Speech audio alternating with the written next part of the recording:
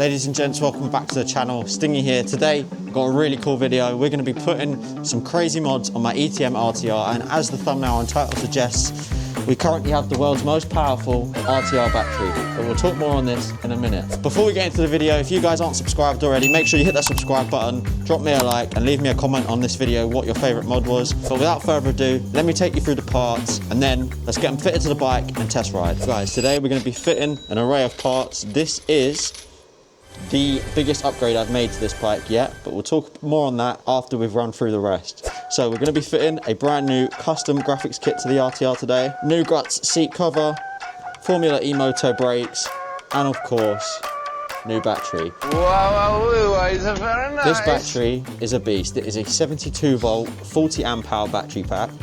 But this battery pack features EVE 50 PL cells, and if you know anything about batteries, it is the most powerful cell on the market. This little battery pack could in fact make 60 kilowatts on my RTR. We're not going to be doing that today. We're going to be running standard power. I do have the new True Moto controller kit on the way, so we'll do a new video on that and bump the power up to 13 kilowatt, and it weighs about the same as the mod pack, so brilliant. We're going to do a range test on this later, but for now, let's get these parts fitted up and let's show you what the final outcome is. And guys, off camera, I've already installed the Mitas Pit Cross tyres. They were an excellent upgrade. And I've also got a Gigago GIO2 headlight. This is a 4000 lumen headlight, and it runs to an external battery pack which fits in here, but we'll show you that in a while.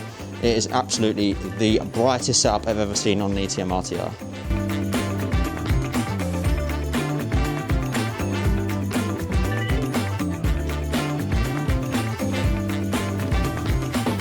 Alright boys, we've got the graphics off the bike now. I think it actually looks pretty good in white, but I'm going to give it a quick clean up, get some of the stickiness off, and then we're going to start installing the ETM RTR graphic kit.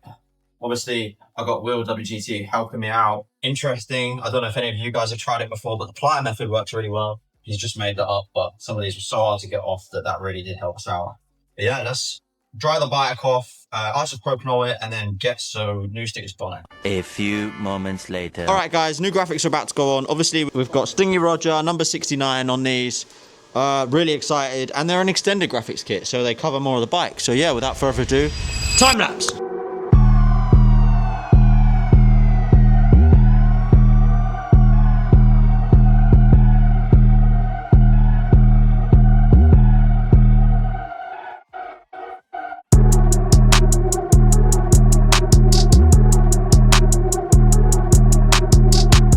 Guys, we've got one half of the graphics kit on. It looks absolutely amazing. The fitment on it is absolutely amazing. There's so much coverage. Every little part is covered, including the swing arm. I'm just going to get the other side wrapped up off camera, and then yeah, we'll get the seat cover fitted, the battery in it, and the brakes on. Guys, and the final piece of this puzzle is this extended seat area. So I'm going to try and get that on with one hand. Wish me luck. That about this kit, you get all these little bits that you don't normally see on these RTR graphics. Look at that. She is absolutely dialed. Let's get her on the bike. Last part. See how it all looks. Bro, this is definitely the cleanest RTR. Yeah, nope. Oh my god. Guys, this looks sick.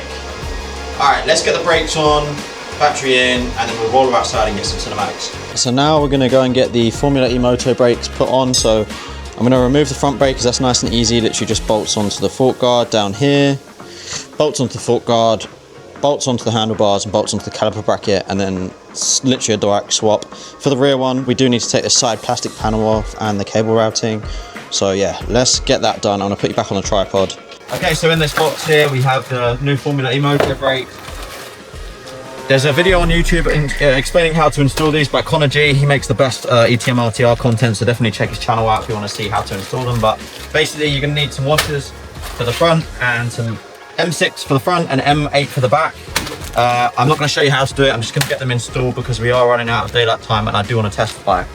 But I'll give you a quick view of these brakes. They are pretty much the best E-Moto brakes other than the Ultra B kit. They have proper master cylinders, nice torques and socket heads, reach adjustment. But yeah, let's get it fitted on the bike and then I'll show you exactly how and why I've chosen them after. Okay, so I've got one off, which is the front, and now just gotta replace it with the formula kit.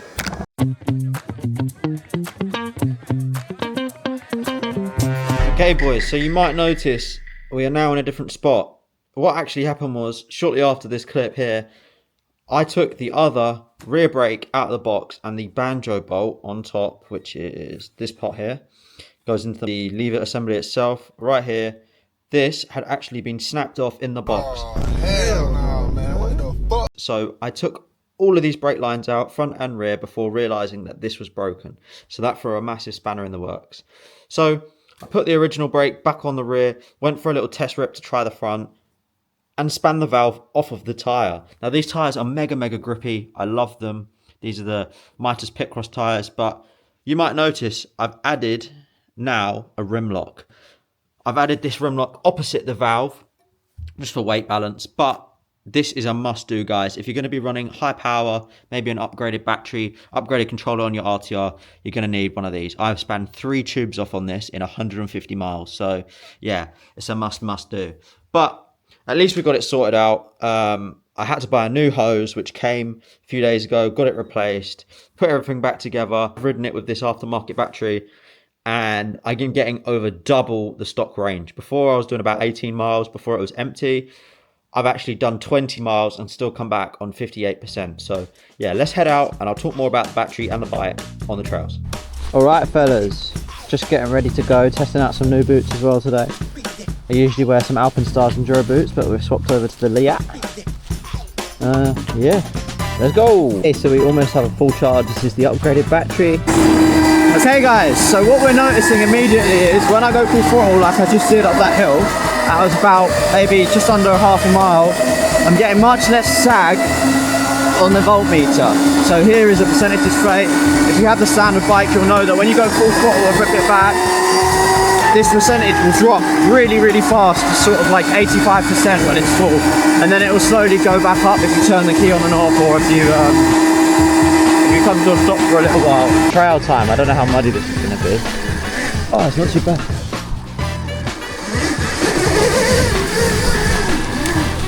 Oh, these brakes are so good.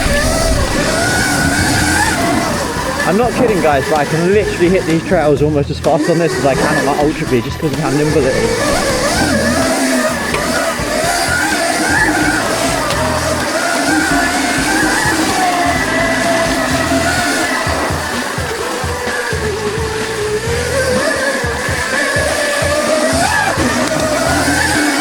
Yeah guys, massive improvement with these brakes. I've got so much more modulation. I can feel when they're about to slide out. They're just a lot more sensitive, which is something that this bike really needed. The RTR build is pretty much complete. All I'm waiting for... Oh look. Bruh. Ow. Oh, well, right in. But yeah guys, the RTR build is pretty much complete. All I'm waiting for now is that True Moto kit, controller kit, really unleash the power from this battery.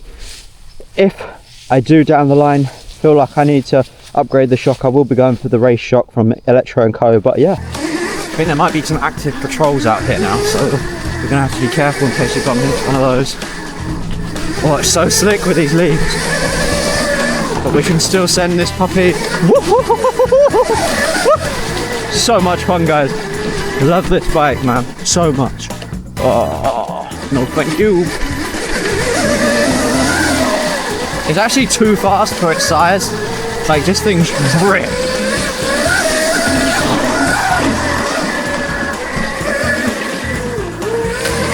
I'm really scared that the front wheel's gonna wash out, because I am properly like pushing the traction to its limits.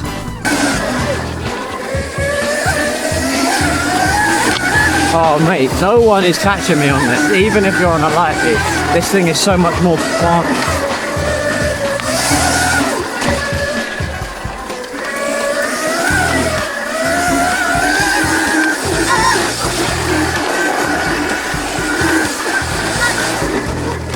Brakes are phenomenal. What an upgrade, man. Definitely, if you want to upgrade one thing from this bike, do the brakes. The brakes are actually really good. 40s, 44, 45, 47, 48. I wasn't full throttle. I have to admit, it's a bit sketchy going that fast on mud. Alright boys, final voltage check. Alright, one more, 71%. 16 kilometers in miles. So we've just done basically 10 miles and we still have 71%. This bike is absolutely phenomenal. I've been absolutely ripping it. I haven't been taking it easy on it, as you can see from the video. But yeah guys, thanks for watching. Next video we're going to be doing a full range test from full to empty. We're also going to be adding the Trumoto controller kit. And yeah, just having a blast with this bike. I've got some really exciting content to come with Torp. I'm going to be putting a Torp controller on an MX-5. Oh, sorry, on an MX-5 Talaria. We're going to be doing some more Ultra B mods. We've got some special important parts coming, so stay tuned. As always guys, my name's been Stingy. If you've enjoyed today's video, let me know what your favourite part was, and of course, smash that subscribe button. I'll see you in the next one.